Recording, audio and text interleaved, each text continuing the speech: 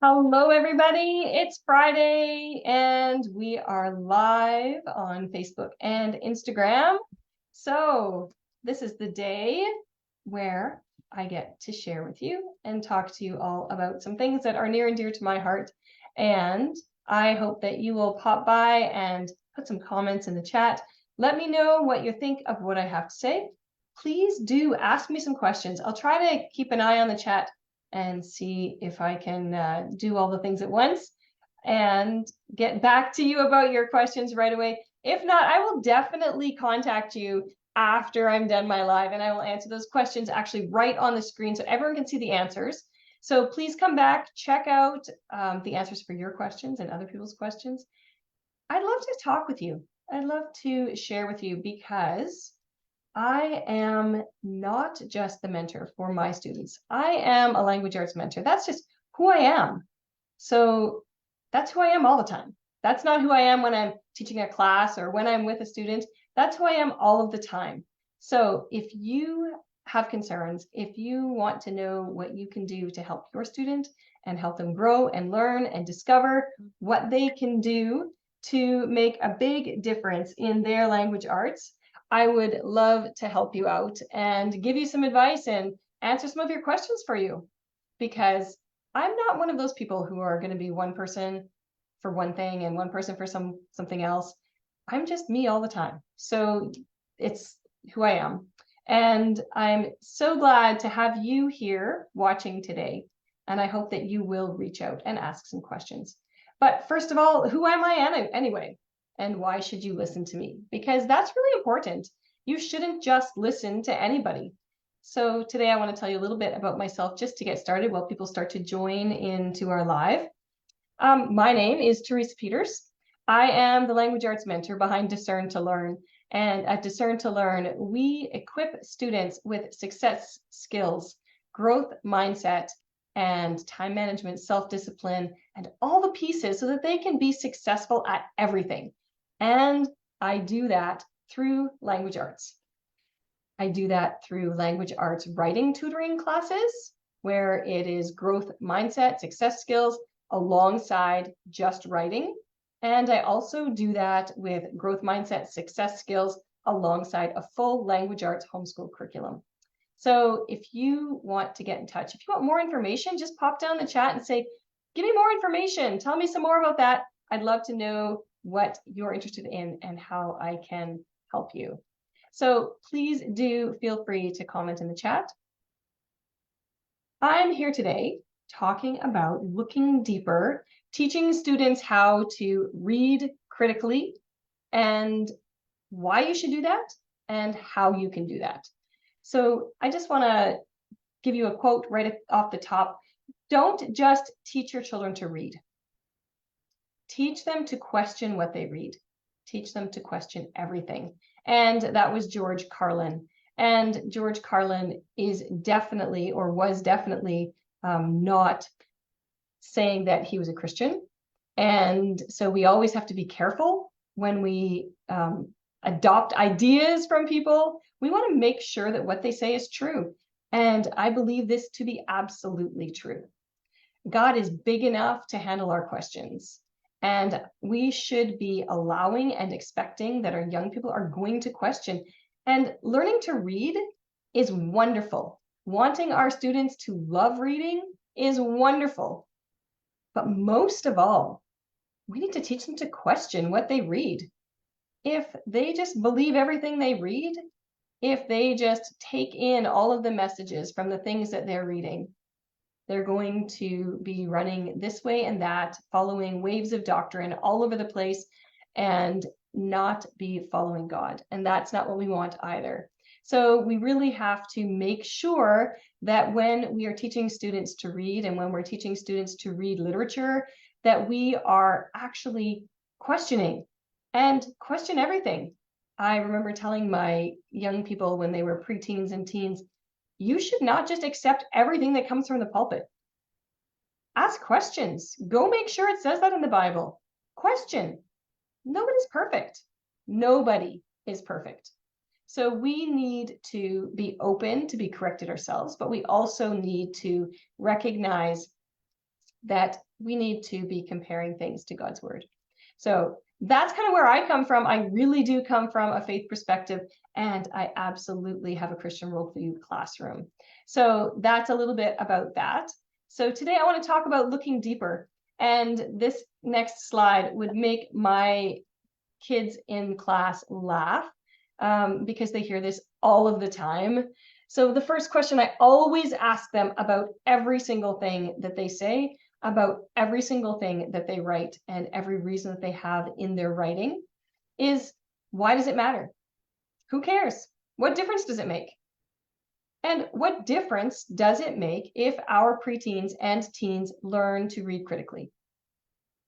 It makes all the difference. This is how our young people are going to be able to discern whether what they're being taught is true or a lie. This is how they are going to listen to music, watch movies, read books, read the media, read the news, and know if it really makes sense. What message are they trying to sell me?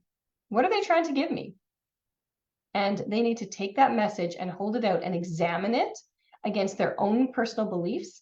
And they need to be able to go ahead and really dig in and see if it is true or not true.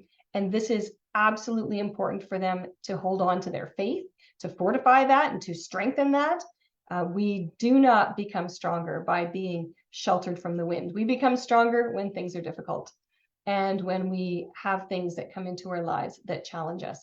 And so it's super important that our young people really have the opportunity to question things, have the opportunity to check messages, and are taught how to do that. So always ask your young person. The first thing that I would say is always ask your young person, what does it mean and why does it matter? So that's something that is really important, and it's a good first step for all parents. So how do you start this with young people when maybe like preteen or even younger? I started very, very young with my kids, and we started with art study. So, and we didn't do like some formal curriculum or anything. I actually have a memory of sitting in the spaghetti factory waiting for dinner, and we were hungry and, you know, just trying to fill in the time. So I looked up and there was a picture, and I said, well, what do you see in that picture? How does that picture make you feel? What do you think the people are thinking? What do the colors tell you? And why do you think it's like dark in the room and then bright sunny outside? And where are the flowers? The flowers on the table, do they look old and wilty, or are they new and fresh? Is this a home with love in it or not? So right away, young people, they look at that and they think, oh, I can use my imagination. That's wonderful. And they think that's so much fun, but you're teaching them to look for symbols. You're teaching them to look for ideas that are outside of the actual picture. So that's one thing you can do to get started even before they're preteens. The other thing you can do is movies. So many of you have family movie nights, and here's a picture. I have The Incredibles. And so The Incredibles are a really good example. I think many of us have watched the movie. So in The Incredibles, we have an example of a family. So what is The Incredibles telling us about family? Now, there could be lots of messages about family in this movie, but if we ask our young people, what message is there in this show? Maybe they might not know right away, but if you ask them, what is this show showing us about family? And I would say, this is how I would answer that question, and I'm not a young person, but if you look at The Incredibles and you think, I have no idea what that's saying. I don't know what it's saying about family. I don't know how to do this. This is my example to you. So we have the main family, and we have a nice nuclear family. It's, you know, the father, the mother, the 3 children. And so we have Bob, he's the father, and he's strong, he's middle-aged, he's starting to feel a little bit uncomfortable in his own skin. He's feeling like he's aged and he's not valued at work. So he has all of those anxieties that maybe as adults we can identify with better than young people can. And we see him wanting to be in control, to be the strong one, to always be the protector, to always be the one to like be in charge. And he's fighting for that control in his family.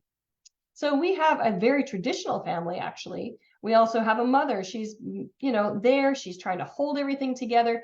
She has to be elastic. That's her strength.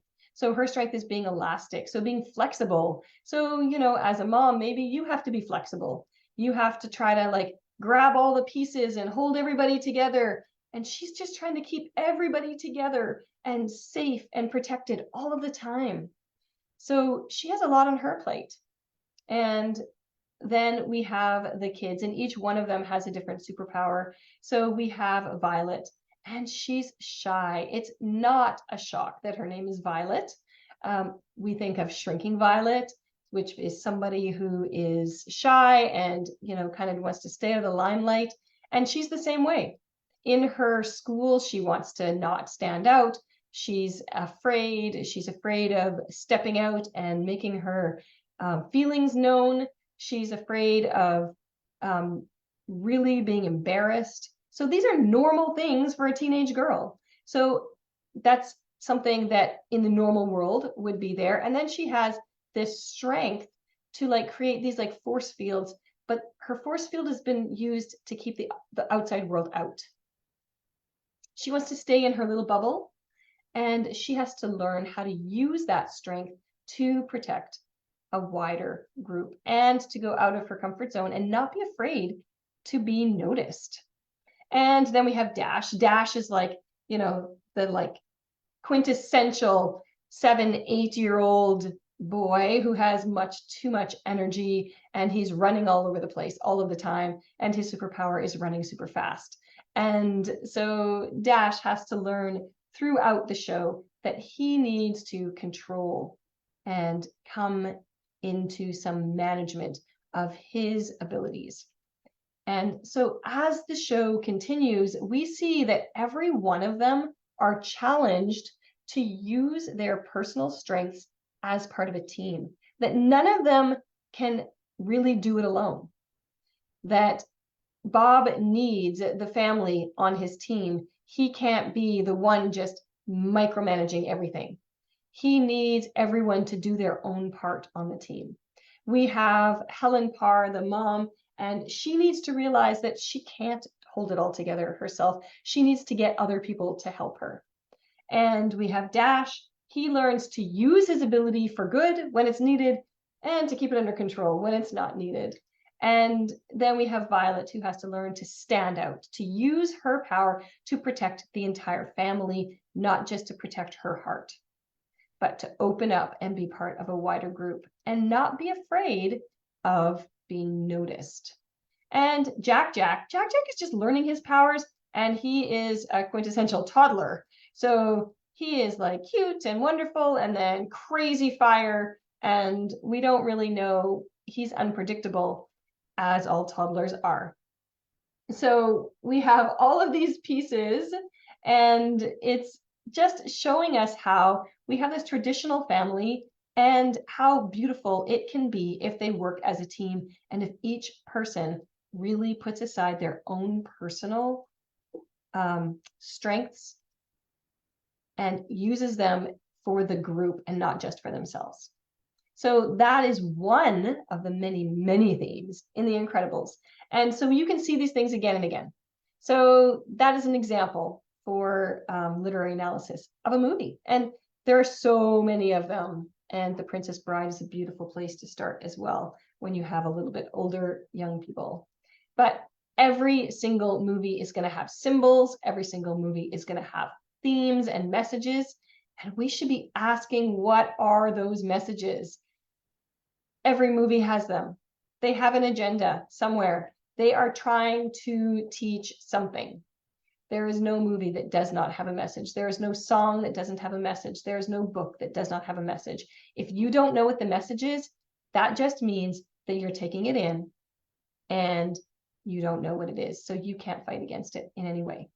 And you can't evaluate it logically in your mind. So it's so important that we learn to do this skill, because otherwise we're like water coming in from outside with no filter. Like, we have no filter, no way to stop the bad things from coming into our lives, no way to stop the thoughts, the messages from coming into us. And we have to be on our guard about the messages that are coming into our lives. And that is sometimes means not accepting those messages. But as our young people get older, it's so important that they learn how to evaluate the messages and that they learn how to choose which pieces are good and which pieces aren't. Because it won't be very long and our young people are going to be out on their own. And they're going to have to do that themselves. And if we don't equip them, they are going to be helpless. It is so important for them to learn this skill. Okay, what about literature? This is my area. This is the one that I love the most. I'm not a movie person. Art is beautiful, but it's not my forte. So let's just think about literature a little bit. If you have read War of the Worlds by H.G. Wells, in chapter 13, it's How I Fell in with a Curate. And I'm just going to read a section from that book, and you can follow along with my ideas afterwards. So I can't assume that you know the book, and I also can't assume that you're going to remember this passage out of all of the book. And so I'm just going to read a short section of it. "What does it mean?" he said. "What does all of this mean?" I stared at him and made no answer. He extended a thin white hand and said in a complaining tone, "Why are these things permitted? What sins have we done? The morning service was over. I was walking through the roads to clear my brain for the afternoon, and then fire, earthquake, death, as if it were Sodom and Gomorrah. All our work undone, all the work. What are these Martians?" "What are we?" I answered, clearing my throat. He gripped his knees and turned to look at me again. For half a minute, perhaps, he stared silently. "I was walking through the roads to clear my brain," he said, "and suddenly fire, earthquake, death." He relapsed into silence, with his chin now sunken almost to his knees. Presently, he began waving his hand. "All the work, all the Sunday schools, what have we done? What has Weybridge done? Everything gone, everything destroyed. The church, we rebuilt it only 3 years ago. Gone, swept out of existence. Why?" Another pause, and he broke out again like one demented. "The smoke of her burning goeth up for ever and ever," he shouted. His eyes flamed, and he pointed a lean finger in the direction of Weybridge. By this time, I was beginning to take his measure, the tremendous tragedy in which he had been involved.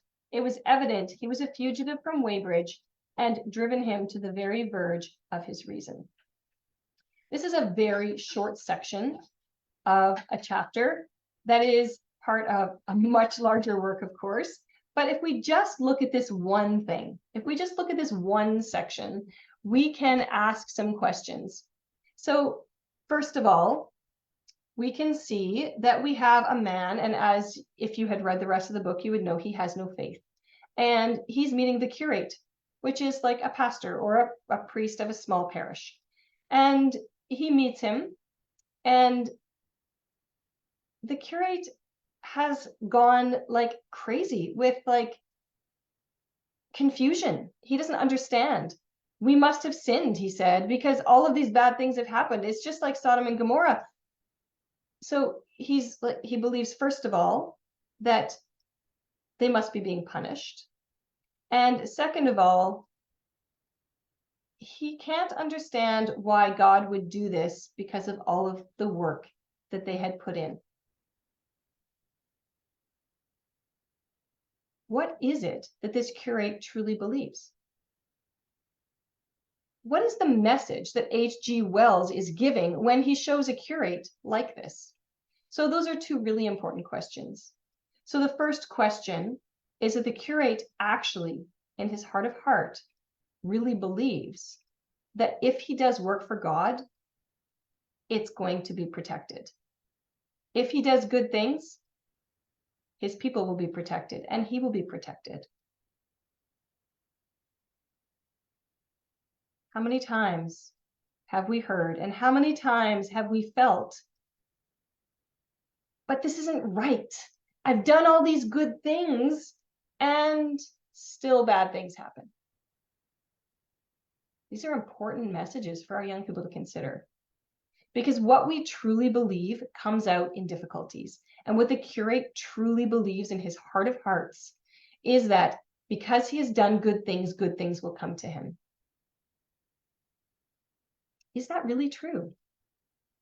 Is that really the case? So those are questions that we need to ask, that we need to wonder. Is it really true that if good things come to me, or good things will come to me if I do good things? The second thing he believes is that, well, then they must have sinned somehow if God's doing this. Is that true? To what extent does God punish us if we sin? Where does that take us? What does the Bible say about that? So these are questions that need to be sought out, and they need real answers. So the curate is bringing up very real questions that people ask all of the time. And we need to have answers for those questions. So this is a really good opportunity to have these conversations with our young people. What does the Bible say about that? What do we truly believe about that? Why do bad things happen to good people? Who are these Martians? Are they being sent by God because the people on the earth were so evil? It's a good question. The second thing here is, why would the author put this in the book? What message is he putting in the book by adding this in? So he purposely chose to put a curate in there who goes crazy with madness because things aren't working out the way he thought they would work out. And the man with no faith is calm, collected, choosing to live.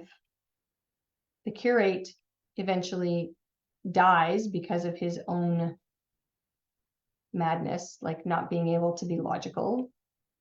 We see throughout the book that logic and reason come with people who don't believe in God, and that madness and ridiculous behavior come with people who do believe in God. What is this book saying? The message in War of the Worlds, one of them, is that science has reason and faith doesn't. Is that true? Wouldn't the world love for your young person to believe that it's only in science where there can be logic and reason? Wouldn't your young person love to believe that too? So predictable, understandable. God is so outside of that. So those are some of the messages that we have in this book. And it's so important. It's also important that our young people recognize when they see allusions. So we see references to Sodom and Gomorrah. We have an actual quote from the Bible: the smoke of her burning up goeth up. The smoke of her burning goeth up forever and ever, he shouted. This is a quote from the Bible.